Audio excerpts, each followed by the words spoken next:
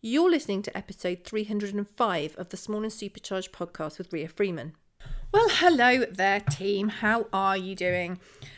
It's me as a Small and Supercharged podcast. It is a solo with me because I said I would nip on and do the odd solo when relevant things happened. And as we are now in the second week of the summer holidays, although if you're in Scotland or different parts of the world, I appreciate that you will have different holidays. I think that the Scottish summer holiday is coming to an end fairly soon. I want to make sure you're okay. After a week and a half, I found last Monday, I thought this is going to be really hard. Because I have got two quite feisty children who require attention. And I've also got a lot of work I like to do and want to do and, have worked really hard to do.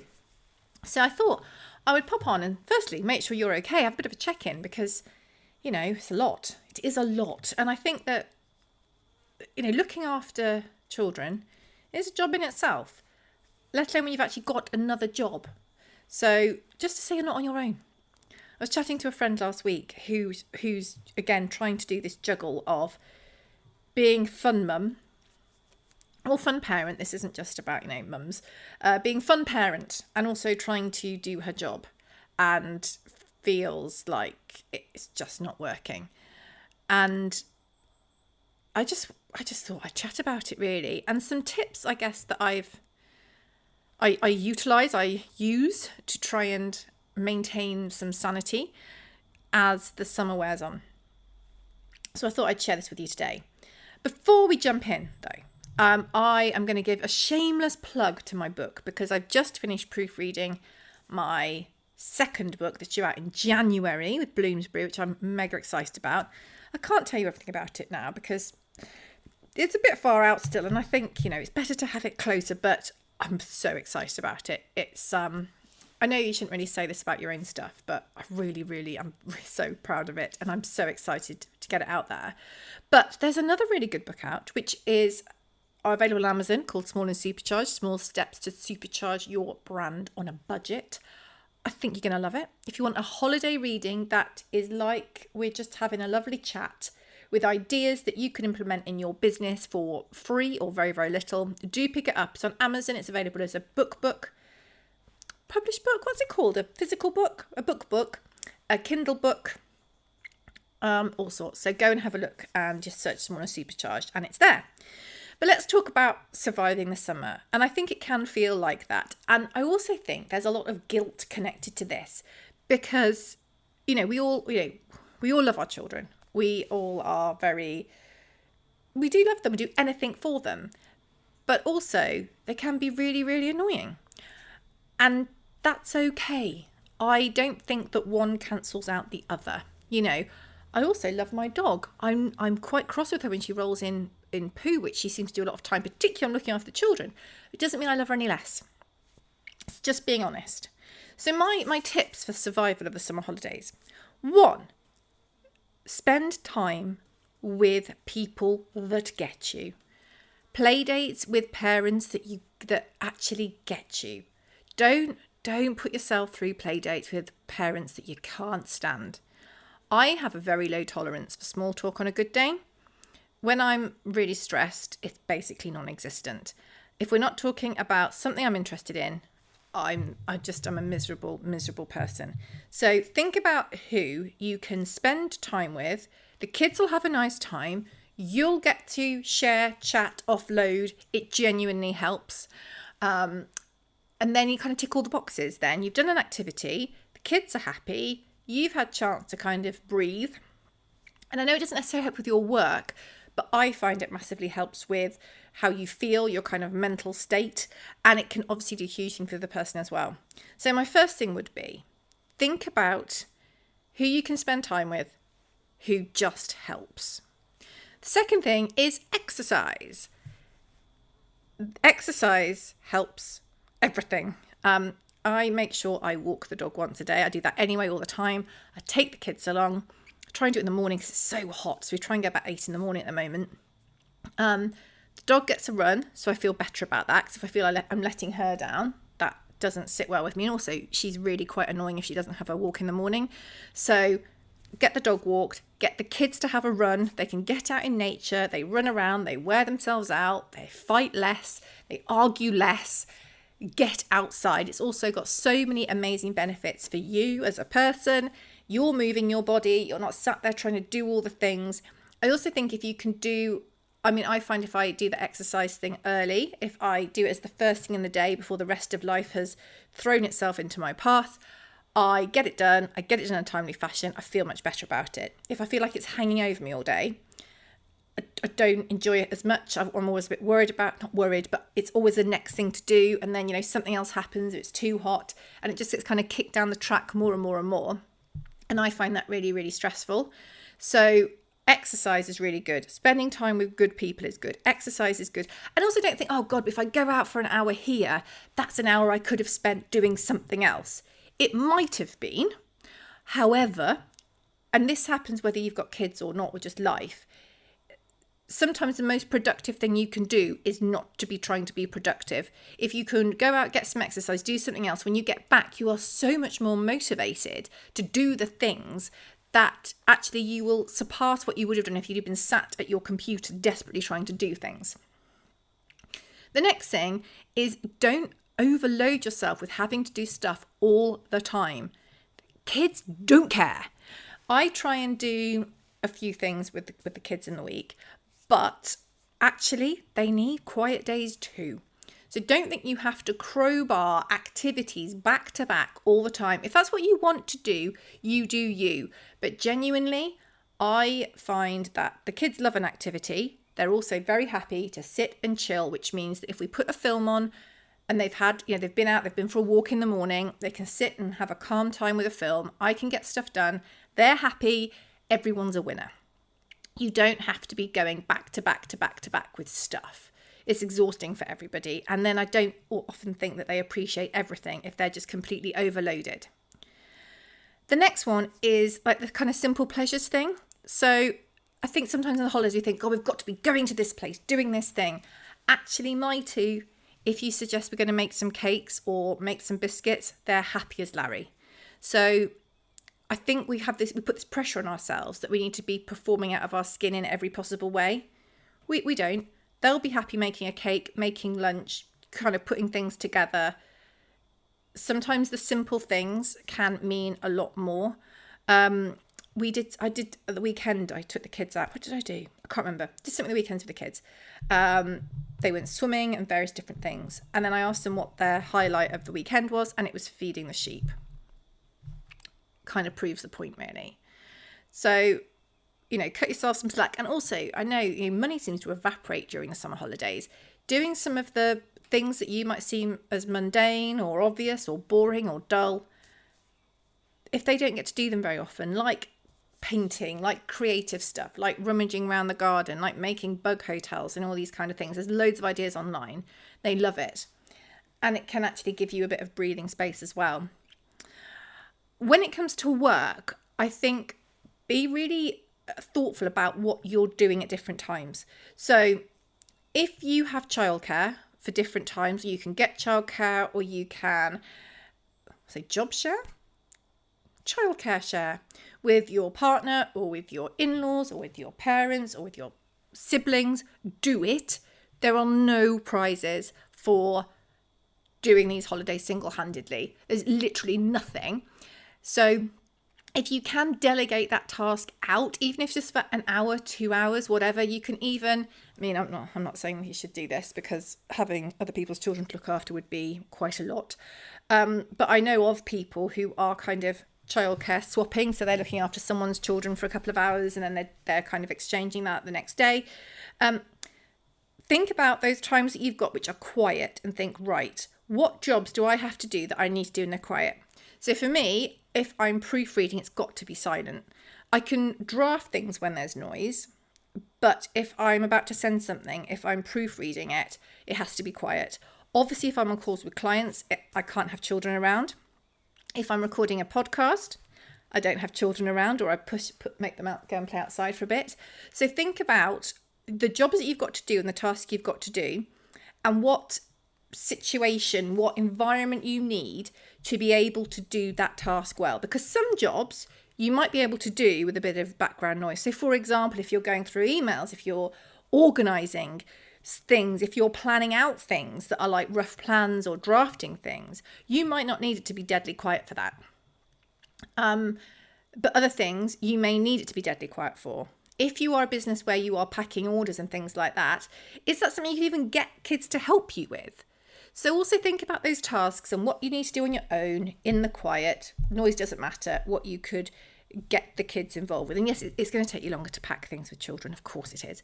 But it still means you get it done. They understand the process and they can be really excited about helping.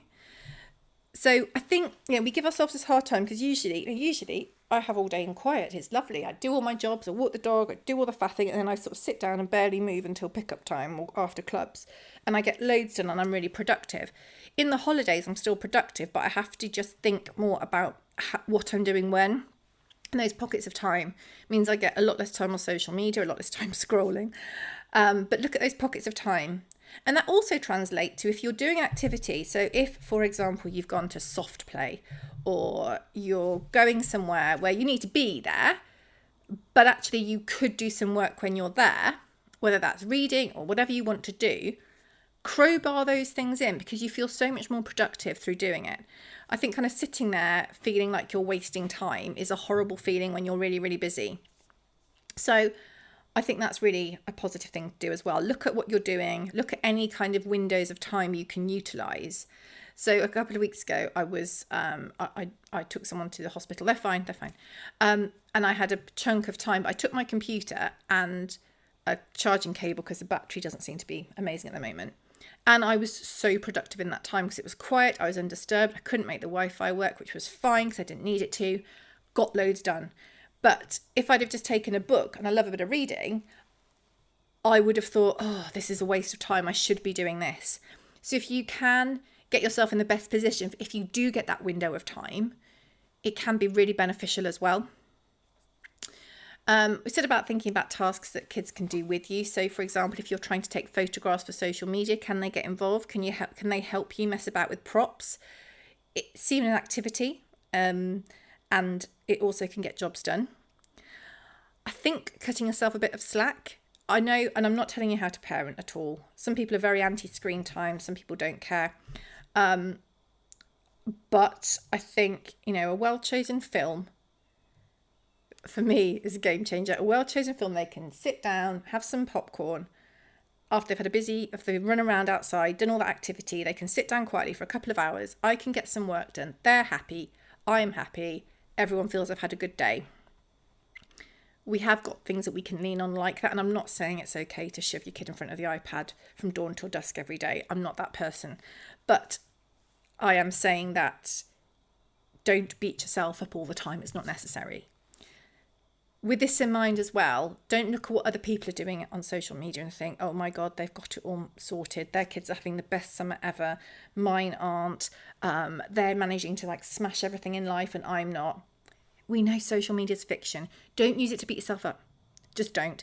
And equally with other parents in real life, if they are, for example, stay-at-home parents who don't have a job that isn't looking after their children, they are likely to have a different outlook on it. And that's fine. That doesn't mean you should beat yourself up, feel worse or anything else because you are juggling at all.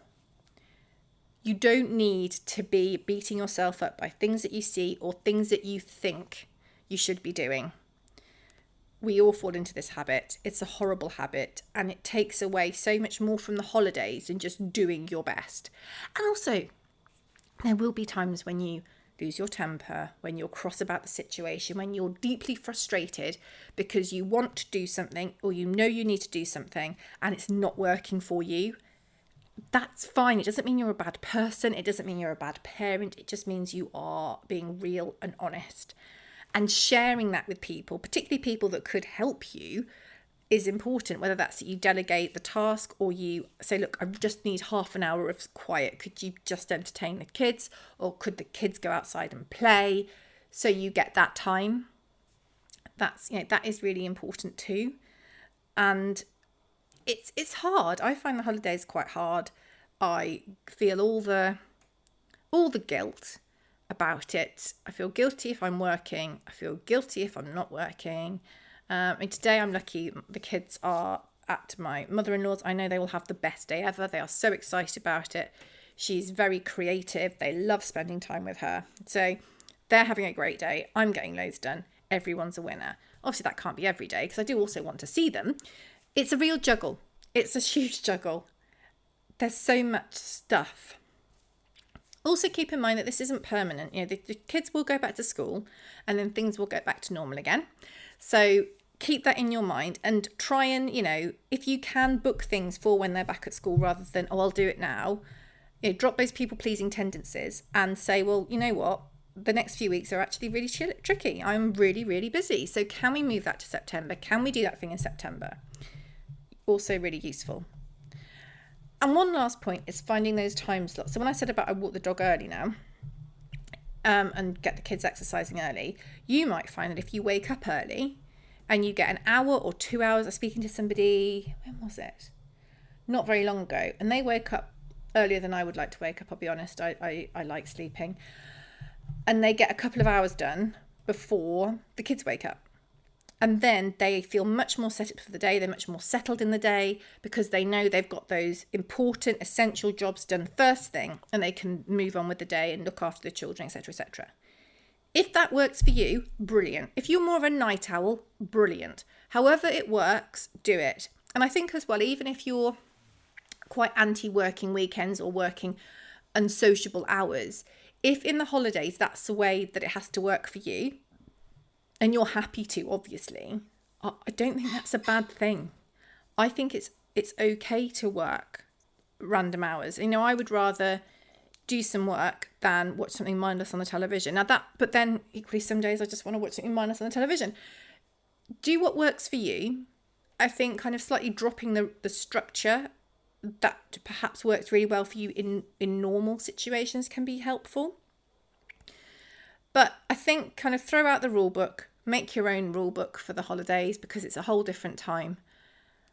Give yourself a much easier time. Delegate, work with people, explain the situation. If there's people you can speak to, you can switch childcare. There's loads of things you can do just to take the pressure off. And I think we just need to cut ourselves a whole lot more slack during the summer or any holidays. So in summary, cut yourself some slack. You can only do what you can do. Think about ways that you can make your life easier. And yeah, just drop the guilt. It really doesn't help anyone. It just makes you feel rubbish. I do think as well being honest about how you feel and about how stretched you are helps. Trying to be a hero doesn't help at all. It just makes you feel really cross. And I think that everyone feels like they're doing a bad job. And in fact, most people are doing a really good job. And the key is that the children are thrilled and delighted and they're happy to be at home, just messing about and just doing cool things that you can do at home and not have to spend a fortune. You can still do your work. You can still be productive. You can still tick all those boxes. So I hope that's been helpful. There's just some honest tips that I find help. I'm not saying they're all the tips. There are more tips, and I'm not saying I don't find it hard, difficult, frustrating, all of the things. But I find that if I have those things in place, and if I know those things are coming, so if I have, like yesterday, I had quite a productive morning, but the afternoon was definitely not productive at all. But I knew I had today where I could really crack on and get stuff done, and that can help as well. Having those sort of things that you've got set up can be really good. They can also be quite useful if you're thinking, well, I don't do something every day, but we know next week you've got this thing on. So there you go. There are my words of wisdom. Hopefully they've helped. Let me know your tips. Let me know what's helping you, what tips you have, ways that you look at things. It might be because of the summer holidays, or it might be just productivity hacks that you have generally. I would love to know. Take care, and we'll speak soon. Bye.